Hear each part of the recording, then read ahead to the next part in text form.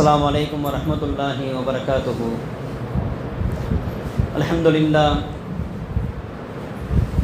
لله الذي هدانا لهذا وما كنا لنهتدي لولا أن هدانا الله، والصلاة والسلام على من أرسله بالهدى وعلى آله الطيبين وصحابه الطاهرين، أما بعد. فقد قال الله تعالى في كلامه القديم والفرقان المجيد بعد أعوذ بالله من الشيطان الرجيم بفضل بسم الله الرحمن الرحيم. فلما قضينا عليه الموت ما دلهم على موته إلا دابة الأرض تأكل من سأته. صدق الله العلي العظيم. கண்ணியத்திற்குரிய அல்லாஹ்வின் நல்லடியார்களே, இந்த மனித வாழ்க்கையிலே நாம் எந்த துறையில் இருந்தாலும், எந்த பணியிலே ஈடுபட்டிருந்தாலும், எந்த விதமான காரியத்திலே நாம் இருந்தாலும், ஒரு இரண்டு விஷயங்களிலே நம்முடைய சிந்தனை என்பது மறந்துவிடக்கூடாது. ஒன்று, நம்மை படைத்த இறைவன் எப்போதும் நம்மை பார்த்து கொண்டிருக்கிறான் என்ற சிந்தனை நமக்கு எப்போதும் இருக்க வேண்டும். நம்மை படைத்த இறைவன் எப்போதும் அவன் நம்மை கண்காணித்துக் கொண்டிருக்கிறான். அவனுடைய கண்காணிப்பை விட்டும் அவனுடைய பார்வையை விட்டும் நாம் நீங்கியவர்கள் அல்ல என்ற சிந்தனை நம்முடைய உள்ளத்திலே ஆழமாக பதிய வேண்டும். இரண்டாவது, எந்த நேரத்திலும் யாருக்கு வேண்டுமானாலும் எப்பொழுது வேண்டுமானாலும் மரணம் வரலாம். எனவே மரணத்தை குறித்த சிந்தனை என்பது நம்முடைய உள்ளத்திலே ஆழமாக பதிய வேண்டும். இந்த இரண்டு விஷயங்கள் மனித வாழ்க்கையிலே புத்திசாலியான மனிதர்கள் அதை மறக்க மாட்டார்கள் என்பதாக லுக்மானுல் ஹக்கீம் அலைஹிஸ்ஸலாம் அவர்கள் சொல்லி காட்டுகிறார்கள்.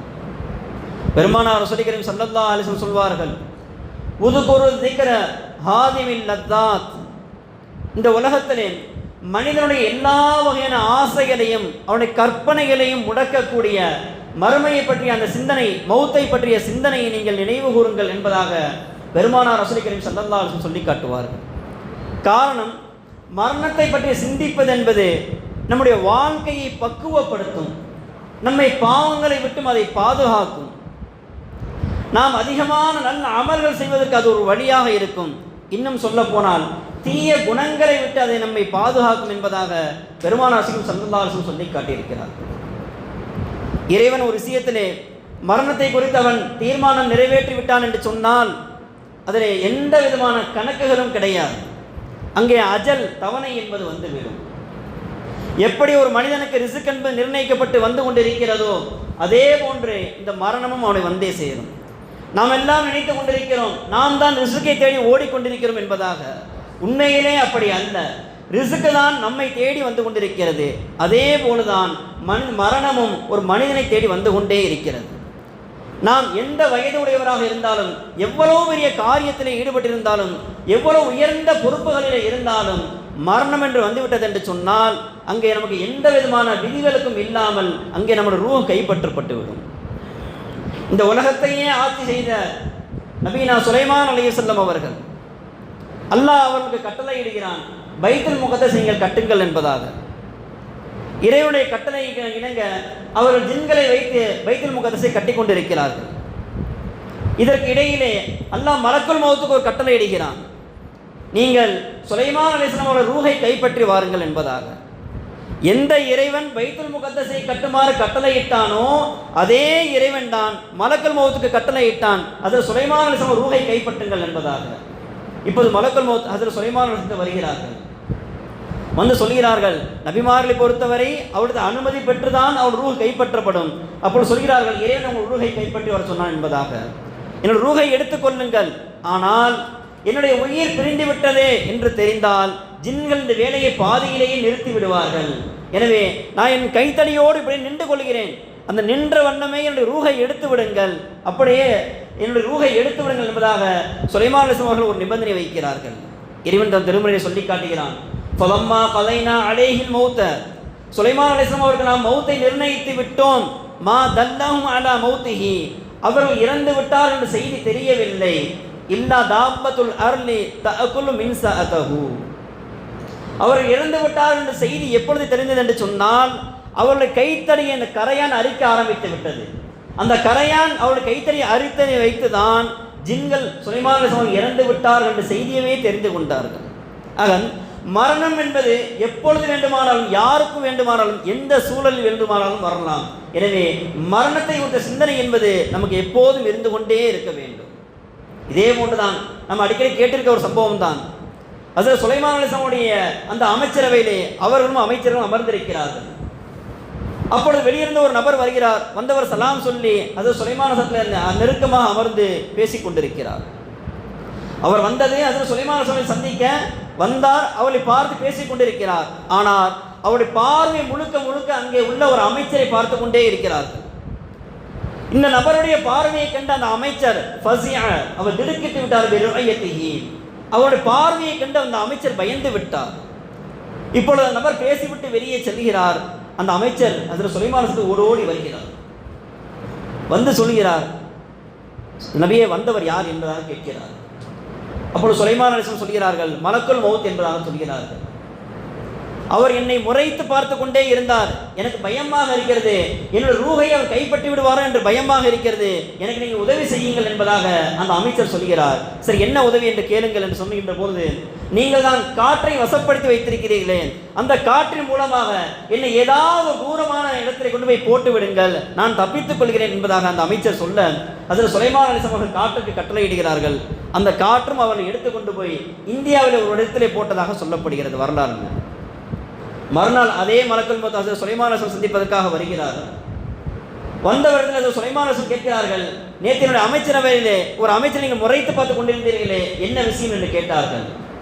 அப்பொழுது மலக்குல் மௌத் சொல்கிறார், இன்னி தகல்து அலைக்கும் லுஹா, நேற்று நான் உங்களுக்கு லுஹாவுடைய நேரத்திலே வந்தேன். லுஹாவுடைய நேரம்னு சொன்னால் ஒரு 10லிருந்து ஒரு 11 மணி உள்ள நேரம். அந்த நேரத்தில் நான் உங்களிடத்தில் வந்தேன்.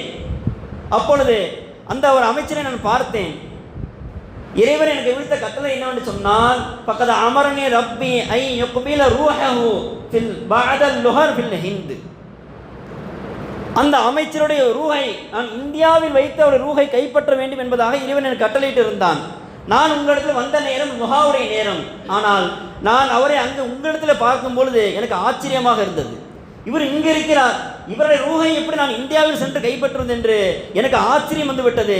அந்த ஆச்சரியத்தோடு தான் நான் அவரை பார்த்து கொண்டிருந்தேன் என்பதாக சொன்னார்கள். இப்போ சுலைமான் அலைஹிஸ்ஸலாம் கேட்டார்கள், ஃபமாதா ஃபஅல்த, பிறகு என்ன ஆனது, என்ன செய்தீர்கள்? இறைவனுடைய கட்டளைக்கு இணங்க அந்த லுஹருடைய நேரத்தில் நான் அங்கே சென்றேன். அங்கே சென்று பார்த்தால் இவர் எனக்காக என்ன எதிர்பார்த்தவரை போன்று அவர் காத்து கொண்டிருந்தார். அவர் ரூஹை நான் கைப்பற்றி விட்டேன் என்பதாக சொன்னார். ஆக மரணம் என்பது எப்பொழுதும் இருந்தாலும் மனிதனை துரத்தி கொண்டே இருக்கிறது, அவனை தேடிக்கொண்டே இருக்கிறது. பெருமானார் ஸல்லல்லாஹு அலைஹி வஸல்லம் சொன்னார்கள், 99 வகையான மரணங்கள் மனிதனை துரத்துகிறது என்பதாக சொன்னார்கள். வயோதிகமாகவோ, நோயினுடைய மூலியமாகவோ, அல்லது பேரழிவு ஆபத்துகளின் மூலியமாகவோ, விஷச்சந்துக்கள் மூலியமாகவோ, இவ்வாறாக 99 வகையான மரணங்கள் மனிதனை துரத்தி கொண்டே இருக்கிறது என்பதாக பெருமானார் ஸல்லல்லாஹு அலைஹி வஸல்லம் சொல்லி காட்டினார்கள். எனவே இந்த மரணத்தை குறித்த சிந்தனை என்பது எப்போதும் உள்ளத்திலே இருந்து கொண்டே இருக்க வேண்டும். நபிமார்களை பொறுத்தவரை மட்டும்தான் அவரிடத்தில் அனுமதி கேட்டு அவருடைய ரூஹ் கைப்பற்றப்படும். காரணம், இந்த உலகத்திலே வந்த எல்லா மனிதர்களை விட அவர் உன்னதமானவர்கள், அவர்கள் மேன்மையானவர்கள், அவர்களை கண்ணியப்படுத்த வேண்டும், அவர்களை கௌரவப்படுத்த வேண்டும் என்பதற்காக இறைவன் நபிமார்களுக்கு மட்டும்தான் அவரது அனுமதி பெற்று அவர் ரூஹை இருப்பான். மற்ற எந்த நபராக இருந்தாலும், அவர் எந்த வயதை உடையவராக இருந்தாலும், எந்த விதமான அறிவிப்புமின்றி அவருடைய தவணை முடிந்துவிட்டது என்று சொன்னால் அவருடைய ரூஹ் கைப்பற்றப்பட்டு விடும். இது சாதாரண மனிதர்களுக்குள்ள ஒரு நியதி. அப்படி என்றால் நாம் இந்த உலகத்திலே வாழ்வை ஆசைப்படக்கூடாதா என்று சொன்னால் தாராளமாக ஆசைப்படலாம், தவறே இல்லை. பெருமானார் ஸல்லல்லாஹு அலைஹி வஸல்லம் சொல்கிறார்கள், கைருன் நாசி, மக்களில் சிறந்தவர் யார் என்று சொன்னால் தால உமருஹு, நீண்ட ஆயுளை பெற்றிருக்கிறார், வஹுஸ்ன அமலுஹு, இந்த உலகத்தை யார் நீண்ட ஆயுளை பெற்று அதிகமாக நல்ல அமல்கள் செய்கிறாரோ அவர்தான் மக்கள் சிறந்தவர் என்பதாக பெருமானார் ரசூல் கரீம் ஸல்லல்லாஹு அலைஹி வஸல்லம் சொல்லி காட்டினார்கள். இறைவன் அப்படிப்பட்ட ஒரு நசீபை நமக்கு தந்தல் புரிவானாக. அதே போல பெருமானார் ஸல்லல்லாஹு அலைஹி வஸல்லம் சொன்னார்கள், திடீர் முசீபத்களை விட்டு உங்களுக்கு பாதுகாப்பு வேண்டுமா, அப்படி என்றால் இந்த துஆவை ஓதுங்கள் என்பதாக கற்றுக் கொடுத்தார்கள். பிஸ்மில்லாஹில்லதி லா யதுர்ரு மஅஸ்மி ஷைஉன் ஃபில் அர்தி வலா ஃபிஸ் ஸமாஇ வஹுவஸ் ஸமீஉல் அலீம். இந்த துஆவை யார் காலையிலும் மாலையிலும் 3 முறை ஓதி வருகிறார்களோ அவர்கள் திடீர் முசீபத்தை விட்டு பாதுகாப்பு பெறுகிறார்கள் என்பதாக கண்மணி நாயகம் ரசூலுல்லாஹி ஸல்லல்லாஹு அலைஹி வஸல்லம் சொல்லி காட்டினார்கள். ஆக கண்ணியத்திற்குரியவர்களே, திடீர் முசீபத்துகளை விட்டு இறைவன் நம்மை பாதுகாத்தல் புரிவானாக. இந்த உலகத்திலே நீண்ட ஆயுளை பெற்று அதிகமாக நல்ல அமல்கள் செய்யக்கூடிய பாக்கியத்தை இறைவன் நமக்கு தந்தல் புரிவானாக. அதே போல மௌத்துடைய சிந்தனையோடு அதை செயல்படுத்தக்கூடிய ஒரு ஆற்றலை இறைவன் நமக்கு தந்தல் புரிவானாக. நம்முடைய கடைசி நேரத்தை இறைவன் பாக்கியமானதாக ஆக்கியல் புரிவானாக. நாளை மறுமையிலே சொர்க்கத்திலே சாலிஹீன்கள் என்று சொல்லக்கூடிய அந்த கூட்டத்தாரில் இறைவன் நம்மையும் ஒருவராக ஆக்கி அருள் புரிவானாக. வ ஆகிரு தஅவானா அல்ஹம்துலில்லாஹி ரப்பில் ஆலமீன். அஸ்ஸலாமு அலைக்கும் வ ரஹ்மத்துல்லாஹி வ பரகாத்துஹு. அல் ஃபாத்திஹா.